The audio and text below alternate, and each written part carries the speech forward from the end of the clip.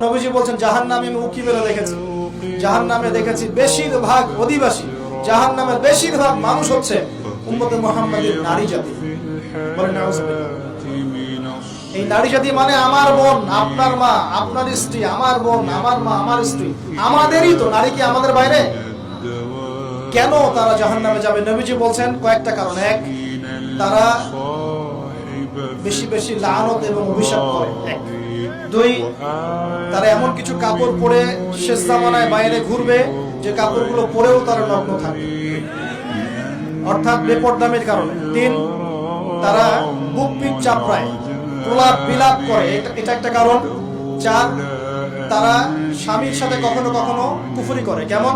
স্বামী সারা জীবন যদি তাদের ভরণ পোষণ ভালোবাসা দিয়ে যায়, কোনো একদিন যদি কোনো সমস্যা সৃষ্টি হয়, বলবে যে সারা জীবন তোমার কাছে কিছুই পাই।